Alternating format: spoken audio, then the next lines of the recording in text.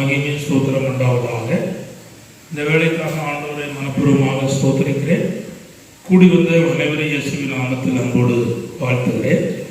நாம் வேதத்திலிருந்து ஒரு வசனத்தை நாம் வாசித்து நாம் சிந்திக்க போகிற கர்த்தர் ஸ்தோத்திரம்.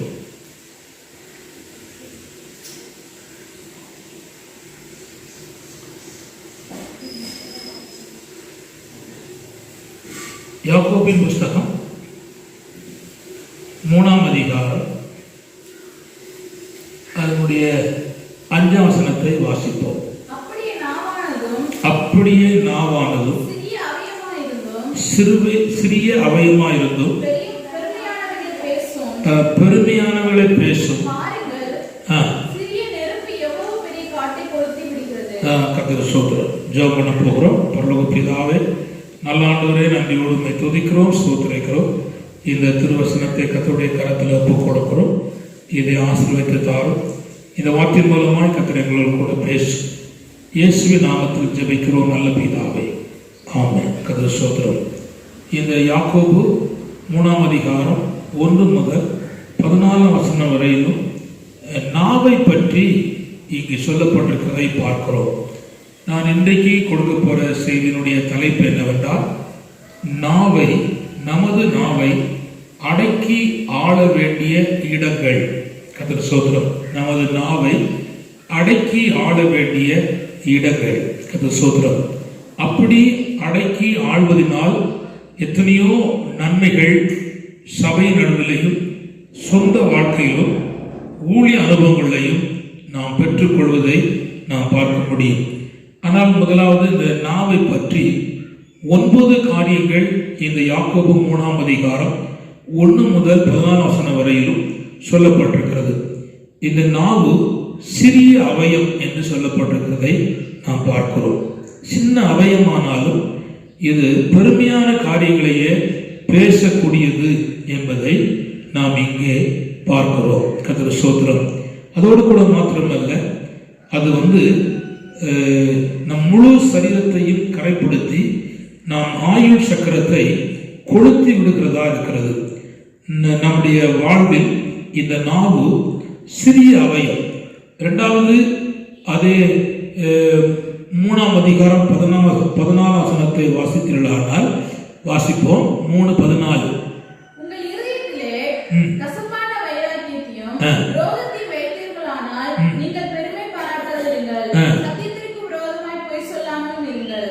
இந்த நாவு என்ன செய்யணும்? சத்தியத்துக்கு விரோதமாக பொய் சொல்லும்.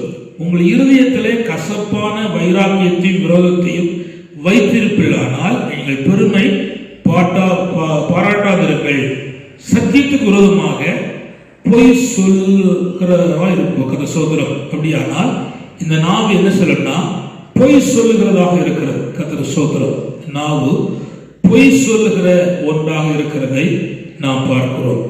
அதுபோல கர்த்தர் ஸ்தோத்திரம் 3:6 வாசிப்போம். 3:6. அப்போ நாவு என்னன்னா நெருப்பு. என்னது? நெருப்பு. நாவு என்னது?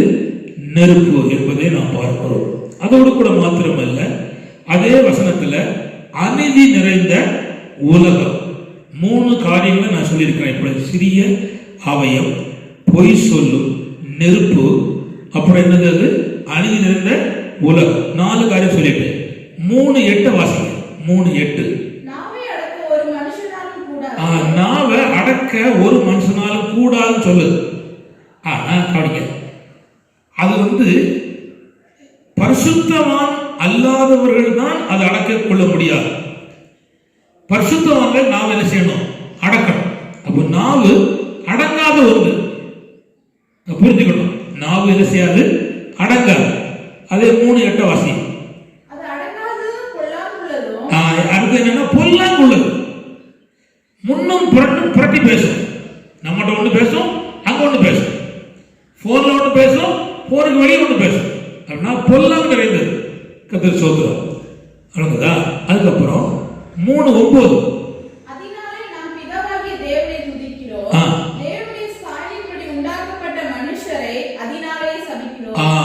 அந்த நாவல பிதாவாய் தேவனை ஸ்தோத்திரம் அல்லேலூயா என்று சொல்லுது. ஆனா பிடிக்கலையா அவன் என்ன செய்யுது?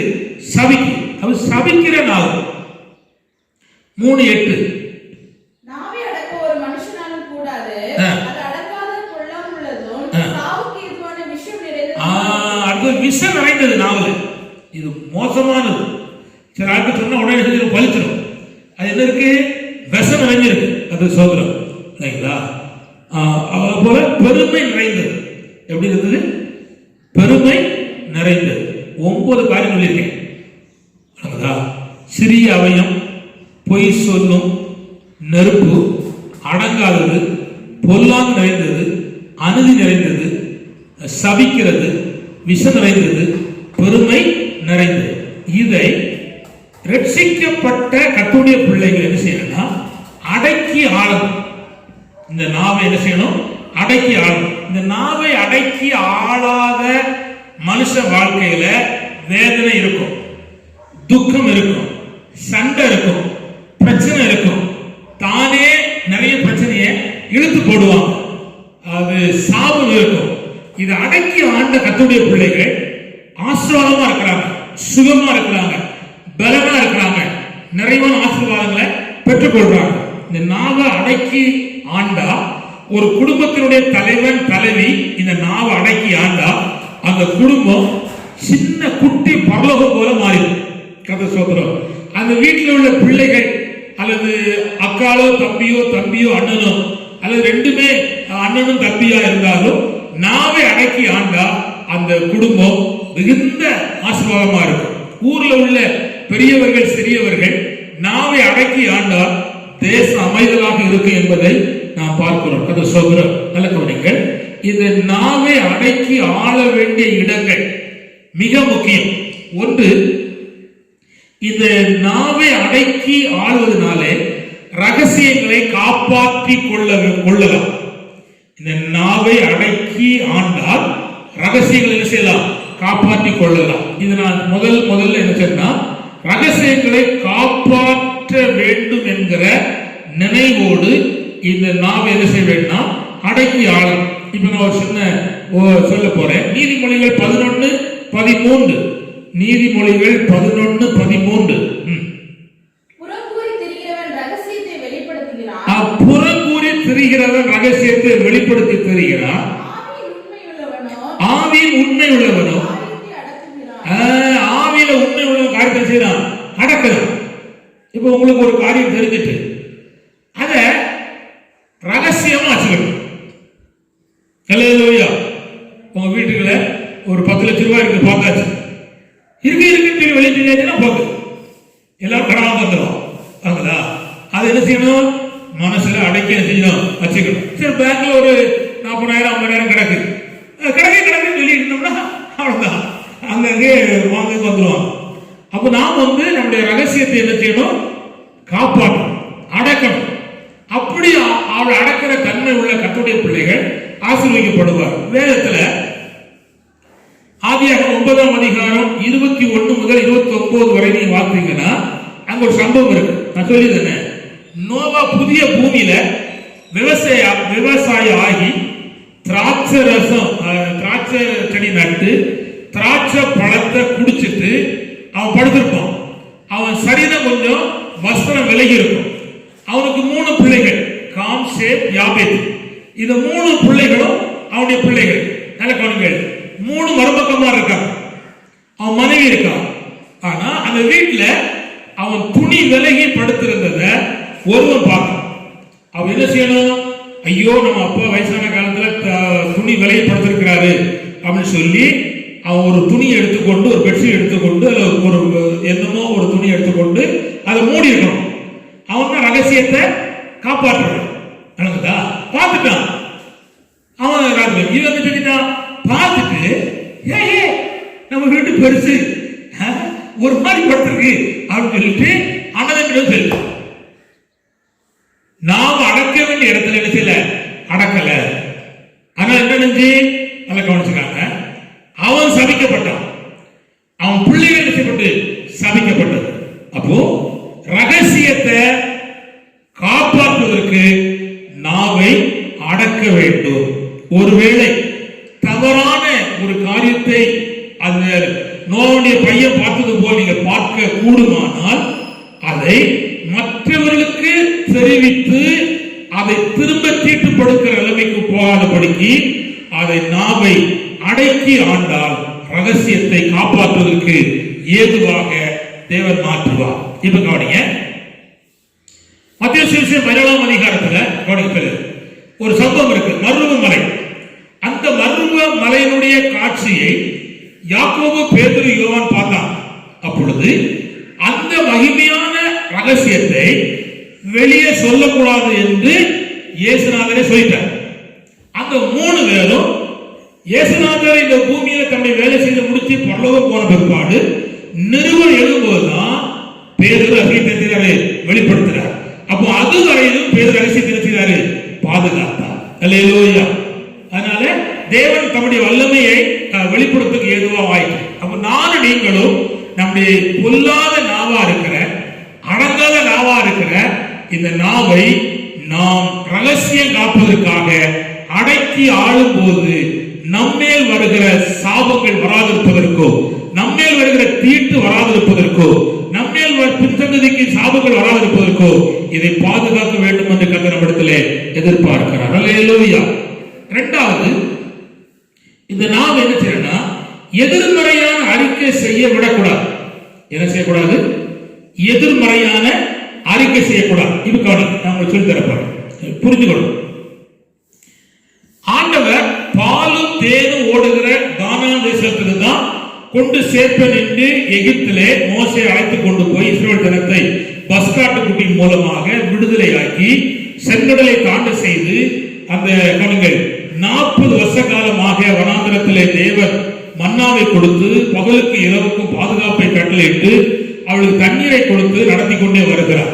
ஆனால் எங்கே கொண்டு சேர்ப்பேன் சொல்லி பாலும் தேனும் ஓடுகிற கானானை கொண்டு சேர்ப்பேன் என்று சொல்லியிருக்கிறார். இப்ப கவனிங்க, மோசே இருந்த காலத்துல 12 கோத்திரத்துக்கும் ஒவ்வொரு ஆளை எடுத்து அந்த கானான் தேசத்துல வேவு பார்க்கும்படி அனுப்பினார்கள். அனுப்பி வேவு பார்த்த போது அங்கு இருக்கிற ஏனாக்கின் புத்திரர்கள் ராட்சிதர்களை கண்டார்கள். அதுவும் இல்ல, எஸ்கோல் பள்ளத்தாக்கிலே அத்திப்பழம், திராட்சைப்பழம், மாதுளம்பழம் என்று சொல்லுகிற பழங்களை எடுத்துக்கொண்டு வந்தார்கள். அந்த தேசம் பாலும் தேனும் ஓடுகிற தேசமாய் காணப்பட்டது. அந்த 10 பேர்ல 12 பேர்ல 10 பேர் எதிர்மறையான வார்த்தைகளை சொன்னார்கள். கவனிங்கள், என்ன எதிர்மறை வார்த்தை சொன்னார்கள்? தேவன் கொண்டு போய் சேர்ப்பார் என்று சொன்னதுக்கு எதிர்மறையா சொன்னாங்க. போக முடியாது, நெடியவர்கள், கொடியவர்கள், அவருடைய பார்வைக்கு நாங்கள் எழுதிருந்தோம், வெட்டுக்கிளியா இருந்தோம். அப்ப யாரே எதிர்மறை சொல்றாங்க? தேவனே சொல்றாங்க. சொன்னவர்கள் கூட மாத்திரமல்ல, இருக்கிற ஜனங்கள் அத்தனை பேரையும் வேதனைப்படுத்தினாங்க, அவிசங்களை கொண்டு வந்தாங்க. எல்லா ராம் முழுவதும் அழுதாங்க, எங்களுக்கு அகத்தோட்டம் இல்லைன்னு சொல்லி அன்னைக்கு மறுபடியும் கொண்டு வந்து சொல்லி சத்தம் போட்டாங்க. ஆனா எதிர்மறையா பேசினவர்கள் நிமித்தம் சபை கரப்பட்டது, ஜனங்களுக்குள்ள பயம் வந்தது, வாதம் ஏற்பட்டது, பல நெருக்கடி வந்துச்சு. ஆனா அதே நேரத்தில் 2 பேர்கள் தேவனுடைய வார்த்தையை நம்பினாங்க. என்ன சொல்லுவாங்க தெரியுமா? அவர்கள் எதிர்மறையான வார்த்தை பேசுங்க. நாங்க போனோம், அந்த தேசத்துல பெரிய ஆட்கள் இருந்தாங்க, ராட்சசர்கள் இருக்கிறாங்க, தேசம் நல்ல தேசம், நல்ல பழங்கள் இருக்கு, செழிப்பு இருக்கு. கர்த்தர் நம்மேல் பிரியமா இருந்தார், நம்மை அவரே கொண்டு போய் சேர்ப்பார் என்று வாக்குத்தத்தத்துக்கு உதவியாக அந்த ஜனங்களை கொண்டு போய் சேர்ப்பேன் சொன்ன தேவனுடைய வார்த்தையை நம்பி சொன்னார்கள்.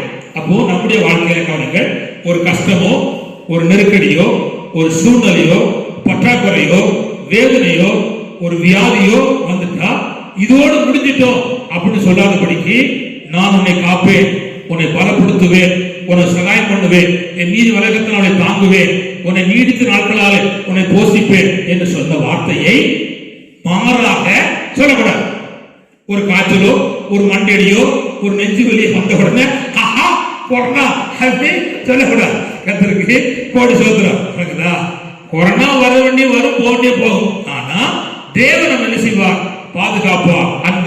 அந்த விஷயத்துல தேவன் தூதரை கொண்டு பாதுகாப்பார், அவரே கூட வந்து பாதுகாப்பார், அவருடைய வசனத்தை அனுப்பி குணமாக்குவார். எத்தனையோ காரியம் இருக்கு. அந்த சோத்திரம் இப்ப நல்ல கவனிங்க. வேதத்துல பாத்தீங்கன்னா, அவர் தாமே உன் அக்கிரமங்களை மன்னித்து உன் நோய்கள் எல்லாம் பாவத்தை மன்னிக்காரா? அவன் நோயை குணம் பாரு, அவன் மறந்துடுக்கிய ஆஸ்பத்திரிக்கே போறிய அதுல ஆண்டு உண்மை உள்ளவரா இருந்தா இதுல எப்படி பார்ப்பாரு? உள்ள இருப்பாரு. இதை நம்ப மனுஷனுக்கு முடியல. எதிர்மறையா வார்த்தைகளை பேசுவாங்க அந்த சோதரம். அப்படி பேசக்கூடாது. அதுதான் நான் சொல்ல விரும்ப கவனித்துக் கொள்ளுங்க. வாசிக்க என்னாகமம் 13ஆம் அதிகாரம் 26 வாசிக்கும். அவர்கள் பாரான் வனாந்திரத்தில் இருக்கிற காதேசுக்கு வந்து மோசே ஆரோன் எல்லோரிடத்திலும் இஸ்ரவேல் புத்திரராகிய சபையார் எல்லாரிடத்திலும் சேர்ந்து அவர்களுக்கும் சபையார் அனைவருக்கும் சமாசாரத்தை அறிவித்து தேசத்தின் கனிகளை அவர்களுக்கு காண்பித்தார்கள். அவர்கள் மோசே நோக்கி என்னை அனுப்பின தேசத்துக்கு நாங்கள் போய் வந்தோம். அது பாலும் தேனும் ஓடுகிற தேசம்தான். இது அதனுடைய கனி. ஆனாலும் அந்த தேசத்திலே குடியிருக்கிற ஜனங்கள் பலவான்கள், பட்டணங்கள் அரணிப்பானவர்களும் மிகவும் பெரியவர்களுமாய் இருக்கிறது. அங்கே ஏனாக்கின் குமாரரையும் கண்டோம். அமலேக்கியர் தென்புறமான தேசத்தில் குடியிருக்கிறார்கள். ஏத்தியரும் எபூசியரும் எமோரியரும் மலைநாட்டில் குடியிருக்கிறார்கள். கானானியர் கடல் அருகே யோர்தான் அண்டையிலும் குடியிருக்கிறார்கள் என்றார்கள். அப்பொழுது காலேப் மோசேக்கு முன்பாக ஜனங்களை அமர்த்தி, நாம் உடனே போய் அதை சுதந்தரித்துக் கொள்வோம். இப்ப இவங்க 10 பேர் சொன்ன அந்த வார்த்தை தொற்று நோய் போல அந்த ஜனங்கள் சகோதர சகோதரிகளை தொற்றி கொண்டது. ஆனா 2 பேர் திரும்பவும் அவர்களுக்கு நல்ல வார்த்தை சொன்னார் என்று நாம் பார்க்கிறோம். கவனிங்கள். உபாகமம் 1:28 வாசிங்கள். உபாகமம் 1:28. உபாகமம் 1:28. நாம் எங்கே போகலாம்? அந்த ஜனங்கள் நம்மை பார்க்கிற பலவான்களும் பெரியவர்களும் அவர்கள் பட்டணங்கள் பெரியவைகளும் வானத்தை அளவு மதிலுள்ளவைகளுமாய் இருக்கிறது என்றும் ஏனாக்கியரின் புத்திரரையும் அங்கே கண்டோம் என்றும் சகோதரர் சொல்லி நம்முடைய இதயத்தை கலங்க பண்ணினார்கள் என்று காணுங்கள். இதை சொன்ன உடனே எது எனக்கு கலங்கிட்டு அவ இதுவரை இருதயம் கலங்காம இருந்துச்சு. இப்போ ஒரு ஆளு அப்படி இருக்குன்னா கொரோனா அப்படின்னா ஒரு சின்ன காய்ச்சல் வந்தாலும் கொரோனாங்க, நெஞ்சு வந்தாலும் கொரோனாங்க, கலங்கப்படுறாங்க. எல்லாம் அரசாங்கம் முதற்கொண்டு, டாக்டர் முதற்கொண்டு, மந்திரி முதற்கொண்டு, பிரதமர் முதற்கொண்டு எல்லாரும் மனுஷர்கள் இருதயத்தை கலம் பண்றாங்க. நிச்சயம் சரீரத்தில் இருந்தா காய்ச்சல் வரும், இருமல் வரும், சளி வரும், எல்லாம் கொரோனா இல்லை. அதுக்கு மனுஷன் பயந்து ஓடி ஒழித்து இருக்கிற பலத்தையும் இழக்க பண்றாங்க. இந்த விதமான தொற்று அந்த வார்த்தைகளை நாம் மேற்கொள்ள வேண்டும். ஏனென்றால் ஆண்டு சொல்லுகிறார், பூச்சக்கரத்தின் மேல் வரப்போகிற எல்லா சோதனைக்கு நான் உன்னை விலக்கி காப்பேன் சொல்லியிருக்கிறார். வெளிப்படுத்தின விசேஷம் 3:10 இருக்கு. கதை சோதனை வசந்தவாசி வெளிப்படுத்தின விசேஷம் 3:10. என் பொறுமையை குறித்து சொல்லிய வசனத்தை காத்துக் கொண்டபடியினால் பூமியில் குடியிருக்கிறவர்களை சோதிக்கும்படி, பூமியில் குடியிருக்கிறவர்களுக்கு சோதிக்கும்படி, பூச்சக்கரம்னா உலகம் முழுவதும் வரப்போகிற சோதனை காலத்துக்கு தப்பும்படி வசனத்தை நம்ம காத்துக் கொண்டபடினால இந்த உலகம் முழுவதும் வருகிற இந்த தொற்று வியாதிக்கு தேவன் நம்மை விலக்கி காப்பேன்னு சொல்லியிருக்கிறார். தேவ சபைக்கு, தேவ சபையில் உள்ள ஊழியக்காரனுக்கு, கர்த்தருடைய ஜனங்களுக்கு திறந்த வாசல் வைத்திருக்கிற தேவனுக்கு முன்பாக அவர் உண்மையாய் காணப்படும் பொழுது கர்த்தர் அந்த சுகத்தை பாதுகாப்பையும் ஆண்டவர் தருகிறார். கர்த்தரே தருகிறார். அவருடைய தூதனை அனுப்பி தருகிறார். அவருடைய வசனம் நம்மை சந்திக்கிறது, வேதனைகிறது.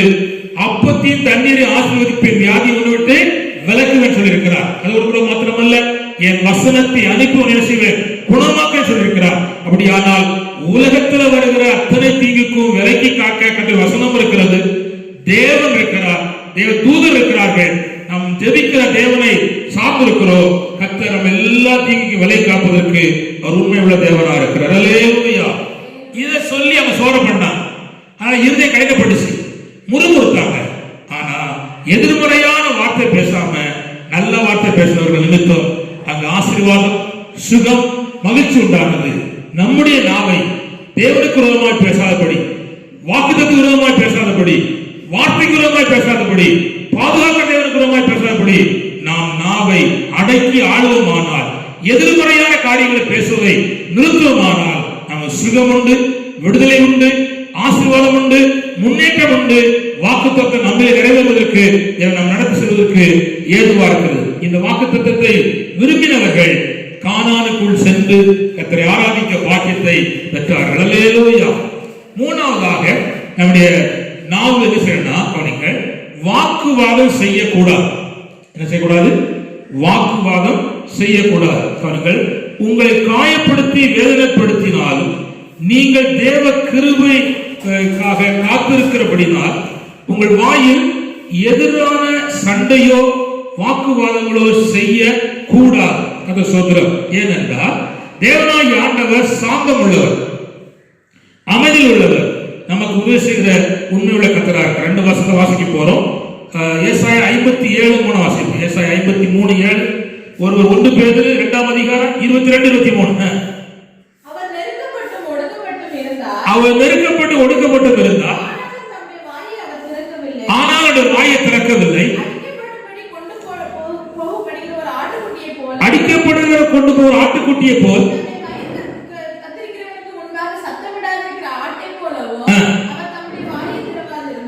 இருந்தார். கதை சோதரம். 1 பேதுரு 2:22-23.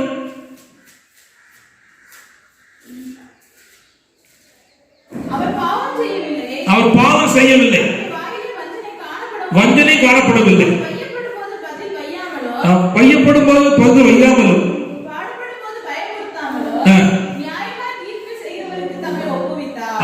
சோதரம். அப்படியா? நல்ல கவனிங்க.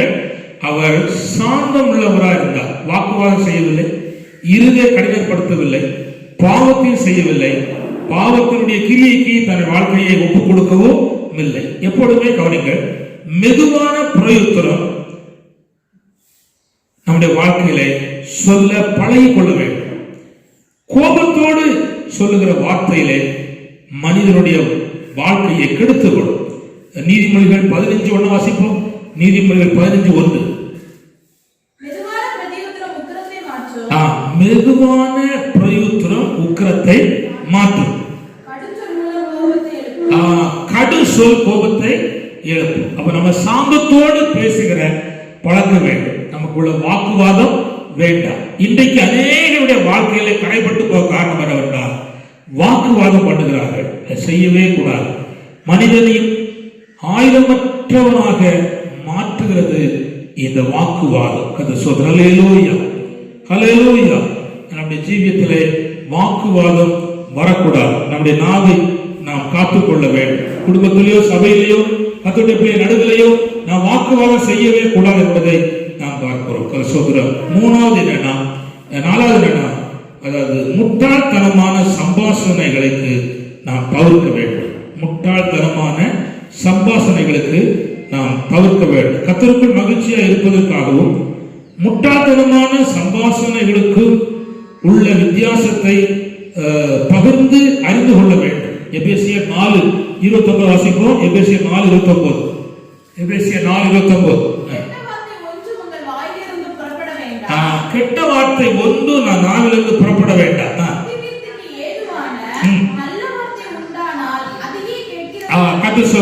பக்தி விருத்திக்கு உண்டான நல்ல வார்த்தை உண்டானா அதை பேசணும். எப்பொழுது பேசும்போதும் பக்தி விருத்தி உண்டாக மற்றவர்கள் பக்தி விருத்திலே உருவாக்கப்பட முன்னேற்றம் அடைவதற்கு தேவையான வார்த்தைகளை பேச வேண்டும். நீதிமொழிகள் 26:4. நீதிமொழிகள் 26:4.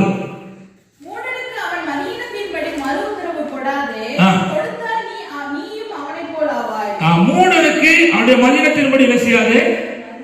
மறு உத்தரவு கொடாது. கவனிங்கள், முட்டாள்தனமான சம்பாஷணை செய்யக்கூடாது. அதுக்காக தான் அந்த வார்த்தையை சொல்ல விரும்புகிறேன். தீத்து 3:9 கூட வாசிப்போம். தீத்து 3:9.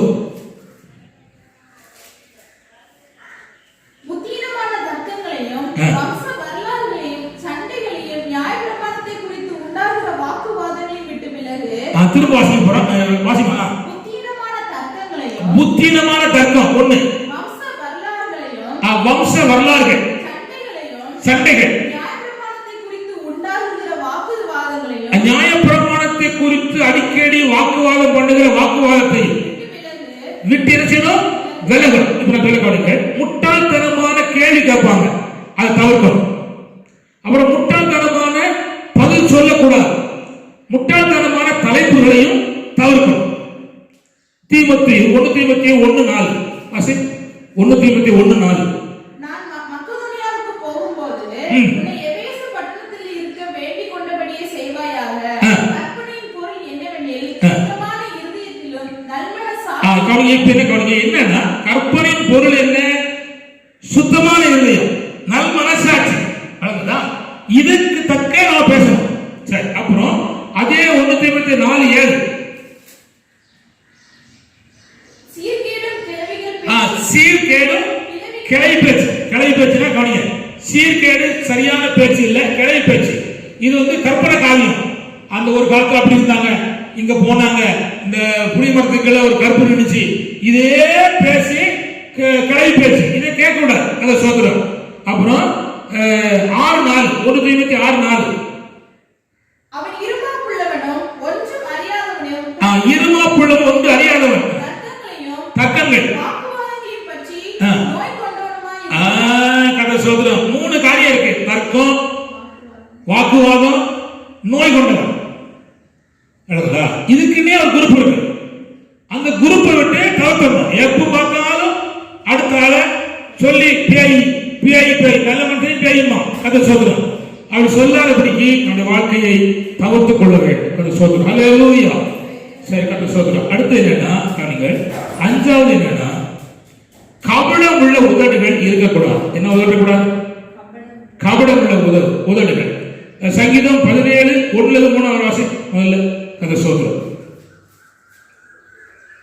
கர்த்தாவே நியாயத்தை கேட்டருளும், என் கூப்பிடுதலை கவனியும். சங்கீதம் 17. கபடமில்லாத உதடுகளில் இருந்து பிறக்கும். கபடமில்லாத உடலில் இருந்து பிறக்கும். என் விண்ணப்பத்திற்கு செவி கொடு. கபடமில்லாத உடலில் பிறக்கிற விண்ணப்பத்தை செவி கொடுப்பாங்க. தேவனுடைய சனியிலிருந்து நியாயம் வெளிப்படும். கபடம் இல்லாத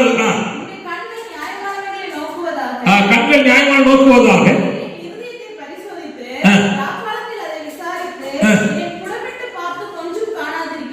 ஒன்றும் இல்லை அவனுடைய வாழ்க்கையில் இருக்கிறதுல ஒன்றும் இல்லை. 120 சங்கீதம் 3 வசனம். கபடனாவே உனக்கு என்ன கிடைக்கும், உனக்கு என்ன செய்யப்படும்? கபடனாவே உனக்கு என்ன கிடைக்கும், உனக்கு என்ன செய்யப்படும்? பலமான அந்த கபடனாவு கபட வாய்க்கு என்ன செய்யப்படும்? பலமான அம்புகளும் சூரத்தில் எரிகிற தலைமை கிடைக்கும். ஒண்ணு கிடைக்காது. நிறைய பேர் பேசிட்டு ஒண்ணுமில்லாம இருக்கான். காரணம் என்னன்னா கபடனாவு. இங்க ஒண்ணு பேச்சு, அங்க ஒண்ணு பேச்சு. ஆடி ஏற்பட சோதரம். அல்லேலூயா. சோதரம். யோவான் 1:47. யோவான் 1:47.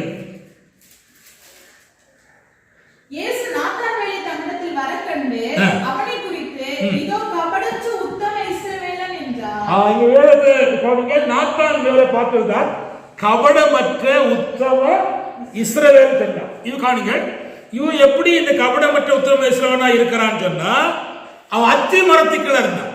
அன்னைக்கு அத்தி மரத்துக்குள்ள இருந்தா அர்த்தம் என்னன்னா, நியாயப்பிரமாண புஸ்தகத்தை வாசிக்கிறவன் தான் அத்தி மரத்துக்குள்ள இருப்பான். அப்போ இவன் வாழ்க்கையில பிரமாணத்தை வாசிக்க இவனில் காணப்பட்ட கபடம் உள்ள தன்மை மாறிட்டு அப்படின்னா, கசப்பான பிச்சு இவன்ட்ட இல்ல. இதனால் இவன் பெற்ற நன்மை என்னன்னா, இயேசுவை பார்க்க சந்தர்ப்பம் கிடைச்சு, இயேசுவை பார்க்க பேச சந்தர்ப்பம் கிடைச்சு, இயேசுவால் இவர் புகழப்படுவதற்கு வாய்ப்பு கிடைச்சு. கபடமற்றவர்கள் கவனிங்கள், இயேசுவோடு கூட இம்மையிலும் இயேசுவை சேர்ந்து ஜீவிப்பார்கள், பரலோகத்திலேயும் இயேசுவோடு கூட நடப்பார்கள். வாசிக்க வெளிப்படுத்தின விசேஷம் 14:5. வெளிப்படுத்தின விசேஷம் 14:5. இவர்களுடைய வாயிலே கபடம் செய்யப்படவில்லை, காணப்படவில்லை. அப்படின்னா இயேசுவோடு கூட பரலோகத்திலே இருக்கிற மேன்மை உள்ள கர்த்தருடைய பிள்ளையுடைய வாயில் என்ன இல்லை? கபடம் இல்லை. இப்ப நாம் புரிந்து கொள்ளலாம், நம்மில் கபடம் இல்லை என்றால் பரலோகத்திலேயும் இன்மையிலேயும் இயேசுவோடு நெருங்கி வாழ்வதற்கான பாக்கியம் ஆண்டவர் தருகிறார் என்பதற்கு அதுவே அத்தாட்சி, அதுவே அடையாளமா இருக்கிறது. சோதரம். 6வதாக நம்முடைய நாவு வஞ்சக புகழ்ச்சி செய்யக்கூடாது. என்ன புகழ்ச்சி? வஞ்சக புகழ்ச்சி அப்படின்னா என்ன தெரியுமா? சரிதாங்க. ஒரு ஆளு நல்ல அழகா இருப்பாங்க, இன்னொரு ஆள் கொஞ்சம் ஒரு மாதிரி தான் இருப்பாங்க. இவங்க சொல்லுவாங்க, என்னைய காட்டி ரொம்ப அழகா இருக்கியே அப்படிம்பாங்க. அது என்ன புகழ்ச்சி? வஞ்சக புகழ்ச்சி. வஞ்சக புகழ்ச்சி அப்படி நம்ம பண்ணது இருக்கவே கூடாது. அந்த சோதரம் வஞ்சக புகழ்ச்சி ஒரு பொல்லாத ஆவி கண்ணியமா இருக்கிறது. உண்மையாக சாத்தான் வஞ்சக புகழ்ச்சி உள்ளவன். வஞ்சக புகழ்ச்சியினால் அந்தி கிறிஸ்துவனுடைய தந்திரம் இருக்கும். கவனிங்கள், நம்முடைய வாழ்க்கையில இளம் பெண்கள் வாலிபர்கள் இனிய வார்த்தைகளுக்கு செவி சாய்த்து பாவத்துக்கு வழிநடத்துவதற்கு இந்த வஞ்சக புகழ்ச்சி காரணமா இருக்கிறது. ஆதலால் மிக கவனமாக இருக்க வேண்டும் என்று கர்த்தர் நம்மிடத்திலே எதிர்பார்க்கிறார். வஞ்சகமாக புகழ்ந்து வஞ்சகமான வலையிலே நம்மளை விழ வைப்பார்கள். இதுக்கு உதாரணமாக தானியேல் 11ஆம் அதிகாரம் 21, 22 வாசிப்போம். தானியேல் 11, 21, 22. தானியேல் 11, 21, 22. அவன் ஸ்தானத்திலே அவமதிக்கப்பட்டவன் ஒருவன் எழும்புவான்.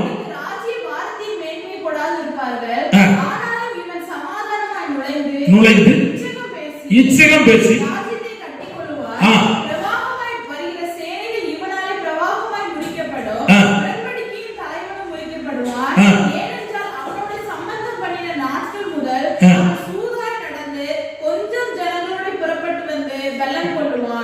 இது அந்தி கிறிஸ்து. இவன் செயல்முறை என்ன? வஞ்சகமா காரியம் செய்வான். இப்ப காணுங்க, இப்ப உதாரணம் இருக்காங்க. தாவீதுடைய அரண்மனையில் உட்கார்ந்து இருக்கும் போது தாவீதுடைய பையன் அப்சலோம் எருசலேமுக்கு வருகிற ஜனங்கள் வழியில வாளியில் அணுகிட்டு எங்க போறீங்க கேட்பான். நாங்க தாவீது பார்க்க போறோம். தாவீது முன்னாடி மாதிரி இல்ல, மோசம் அப்படின்னு சொல்லிட்டு அவனை கட்டி பிடிச்சி முத்தமிட்டு சம்பாதிச்சு 50 பேர் 100 பேருக்கு அதிக பேர் சம்பாதிச்சு அவன் ராஜாவை மாத்திருக்கான். வஞ்சக புகழ்ச்சி. அது கொஞ்ச காலம் தான் இருந்துச்சு. அப்புறம் அவனே தூங்கல் தொங்கோடிய நிலைமை உண்டாயிட்டு. அப்ப இது வஞ்சக புகழ்ச்சி. கர்த்தர் ஸ்தோத்திரம். அல்லேலூயா. இதை நாம் புரிந்து கொண்டு காய்ச்சல் கடைசியாக நல்ல கவனிங்க, நம்முடைய வாக்கிலே உறுதியுள்ளவர்களாக ஜாக்கிரதையாக இருக்க வேண்டும். நம்முடைய நாவில் உள்ள வாக்குல உறுதியும் ஜாக்கிரதையாக இருக்க வேண்டும். நீதிமொழிகள் 6:2 வாசி. நீதிமொழிகள் 6:2. நீ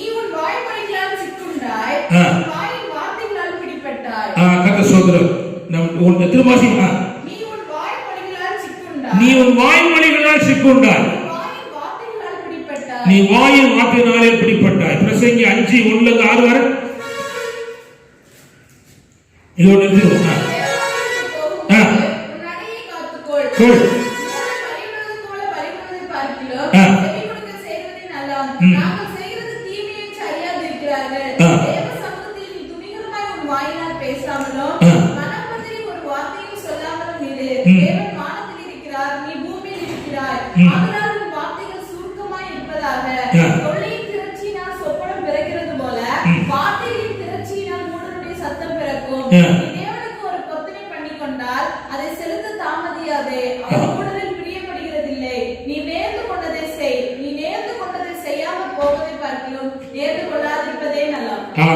என்ன அர்த்தம் தெரியுமா? வசனங்களுக்கு உன் மாம்சத்தை பாவத்துக்கு உள்ளாக உன் வாய்க்கு இடம் கொடாதே. எப்படி எச்சரிக்கையாயிரு. அது மட்டும் உன் வாழ்க்கையிலே மேன்மையை கொண்டு வரும் என்பதை நாம் பார்க்கிறோம். நாம் ஜெபிப்போம். கர்த்தர் நம்மை ஆசீர்வதிப்பார். அல்லேலூயா. ஆண்டவரே உமக்கு ஸ்தோத்திரம் அப்பா. ஸ்தோத்திரம் ஆண்டவரே. ஸ்தோத்திரிக்கிறோம். நல்ல தேவனே உமக்கு ஸ்தோத்திரம் அப்பா. ஸ்தோத்திரம். இயேசுவே உமக்கு ஸ்தோத்திரம் அப்பா. பரலோக பிதாவே, நல்ல ஆண்டவரே, நன்றியோடு உம்மை துதிக்கிறோம், ஸ்தோத்திரிக்கிறோம். நம்முடைய சமூகத்திலே நம்முடைய பிள்ளைகளுக்காக ஜெபிக்கிறோம். இந்த வார்த்தைகளை கேட்கிற நம்முடைய பிள்ளைகளுக்கு ஆசீர்வதி, நன்மையா நிரப்பு. நம்முடைய நாவை அடக்கி ஆளுவதற்கு கிருபை கொடு. இயேசு நாமத்தில் ஜெபிக்கிறோம் நல்ல பிதாவே.